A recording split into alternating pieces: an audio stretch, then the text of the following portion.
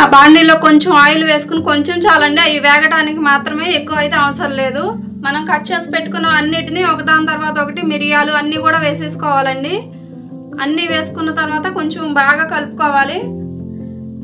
బాగా కలుపుకొని పచ్చిమిరపకాయలు అన్నీ వేసేసుకోండి. ఒకదాని తర్వాత ఒకటి వెల్లుల్లిపాయలు, పచ్చిమిరపకాయలు, మనం మసాలాలు అవి పెట్టుకున్నాం కదండి, స్టార్ పువ్వు, చెక్క, లవంగాలు అవి అన్నీ కూడా వేసేసుకోండి. వేసేసుకుని మనం ఏం చేస్తామంటే సన్నగా కట్ చేసుకుని అయితే నేను పెట్టుకున్నానండి. క్యాప్సికము, ఉల్లిపాయ ముక్కలు అన్నీ అయితే నేను కట్ చేసి పెట్టుకున్నాను. మీ దగ్గర క్యాప్సికమ్ ఉన్నా వేసుకోవచ్చు, బీట్రూట్ ఉన్నా వేసుకోవచ్చు అండి, చాలా బాగుంటుంది. మీకు నచ్చిన వెజిటేబుల్స్ ఏవైనా దీనిలో యాడ్ చేసుకోవచ్చండి, చాలా టేస్టీగా ఉంటుంది, అంతే హెల్తీ కూడా. మనం అయితే ఎటువంటి కలర్ కానీ ఏమి యూజ్ చేయట్లేదండి, చాలా బాగా మన ఇంట్లో ఉన్న వాటితోనే చేసుకుంటున్నాం. దానివల్ల మన హెల్త్కి వచ్చిన ప్రాబ్లం ఏమీ లేదండి. మనకి జలుబు, జ్వరం అవి వచ్చినప్పుడు మన నోరు అస్సలు బాగోదు కదండి, అలాంటప్పుడు ఇది వేడివేడిగా ఒకసారి ట్రై చేయండి, చాలా బాగుంటుంది. మనకైతే ఆయిల్ చాలా కొంచెం వేసుకోండి, ఎక్కువైతే వేయొద్దు. అది మాడిపోకుండా, మనం వేసిన ముక్కలు మాడిపోకుండా కొంచెం వేస్తే చాలండి, అడుగంటకుండా ఉండటం కోసమే వేస్తున్నాం. ఇవైతే బాగా ఒక సగం వేగిపోయిన తర్వాత మనం అయితే చికెన్ ముక్కలు అయితే వేసేసుకుందామండి. చూడండి, మనం వేసి కొంచెం కలర్ అయితే మారినాయి. అప్పుడైతే కొంచెం పసుపు వేసుకుని ఇప్పుడు మనం చికెన్ ముక్కలు పక్కన పెట్టుకున్నాం కదండి. మీరు బోన్లెస్ చికెన్ అయినా తీసుకోవచ్చు, నేను బోన్స్తోనే తీసుకుంటున్నానండి. టేస్ట్ బాగుంటుందని బోన్స్తోనే తీసుకుంటున్నాను, మీరు బోన్లెస్ అయినా తీసుకోవచ్చు. బాగా కలుపుకుని కింద నుంచి అంతా బాగా కలుపుకున్న తర్వాత అడుగంటకుండా అయితే చూసుకోండి, వెంటనే కలుపుతూ ఉండండి. పక్కకు కానీ వెళ్ళారంటే అడుగంటేస్తుంది, ఎందుకంటే మనం ఆయిల్ అయితే చాలా తక్కువగా వేసాం కదండి, అందుకనే అడుగంటేస్తుందండి. అందుకని కలుపుకుంటూ ఉండండి, అక్కడే ఉండి ఎక్కడికి పక్కకి అయితే వెళ్ళొద్దు.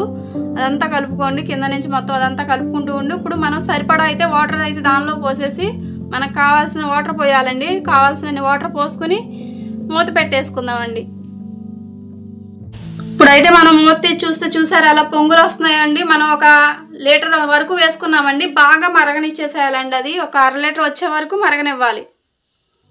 ఒక 1/2 లీటర్ వచ్చిన తర్వాత దానిలో ఉన్న చికెన్ ముక్కలు ఉన్నాయి కదండి, అవన్నీ మనం సపరేట్గా తీసేసుకుందాం. చికెన్ అంతా సపరేట్గా తీసేసుకుని మనం కొంచెం చల్లారనిచ్చి అవి చిన్న పీసులుగా అయితే మనం చేసుకుందామండి దానిలో వేసుకోవటానికి. ఎందుకంటే అంత పెద్ద పీసులు సూప్లో వేసుకుంటే తినడానికి కుదరదు కదండి, అందుకని చిన్న పీసులుగా వేసుకుందాం. చల్లారనివ్వండి, పక్కన పెడితే అదే చల్లారుతుంది. పొయ్యి మీద నుంచి అయితే ఆ బాండి అయితే దించిన అవసరం లేదండి, అదే చల్లారుతుంది. ఇప్పుడైతే ముక్కలు చల్లారుతూ ఉంటే ఈలోపు మధ్య మనం దానిలోకి కార్న్ఫ్లవర్ అయితే 2 స్పూన్లు అయితే వేసుకుని వాటర్ వేసుకుని కొంచెం కలుపుకుందామండి.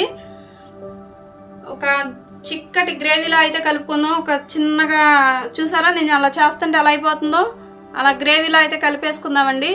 కలుపుకున్న దాన్ని మనం మరుగుతున్న మిశ్రమంలో అయితే వేసేద్దాం. తీసుకెళ్ళి వేసేసిన తర్వాత కొంచెం కలపండి. కలిపిన తర్వాత అది చిక్కగా తయారవుతుందండి. అప్పుడు మనం ఒక ఎగ్ పగలగొట్టుకుని వేసుకోవాలండి. ఒక ఎగ్ పగలగొట్టుకుని వేసుకుని వెంటనే అయితే కలపొద్దు, ఒక్క 2 నిమిషాలు మూత పెట్టేసిన తర్వాత అప్పుడు మూత తీసి కలపండి. ఇప్పుడు మనం పక్కన పెట్టుకున్న చికెన్ అయితే చల్లారిపోయిందండి, మనం పీసులుగా అయితే తీసేసుకుందాం. చూసారా, అలా అయితే నేను చేస్తున్న విధంగా అయితే చిన్న పీసులుగా చేసేయండి. కావాలంటే ఇంకొంచెం పెద్దగా అయినా చేసుకోవచ్చు, కానీ చిన్నగా ఉంటే మనకి తినడానికి బాగుంటుంది సూప్ తాగేటప్పుడు. నేను ఆ బోన్స్ ఏం వేయట్లేదండి, తీసేస్తున్నాను. మీకు కావాలంటే దానిలో వేసుకోవచ్చు, కానీ తినేటప్పుడు తగులుతూ ఇబ్బందిగా ఉంటుంది కాబట్టి నేనైతే తీసేస్తున్నాను. బోన్స్ వేయటం వల్ల ఆ బోన్లో ఉన్న మొత్తం గ్రేవీ గుజ్జు అంతా దానిలో దిగుతుందని నేనైతే వేస్తున్నాను, అంతే తప్ప ఇంకేం లేదు. తీసేసానండి, బోన్స్ మొత్తం తీసేసి ఉన్న చిన్న పీస్ ముక్కలు అయితే చిన్న పీసులు అయితే వేస్తున్నాను.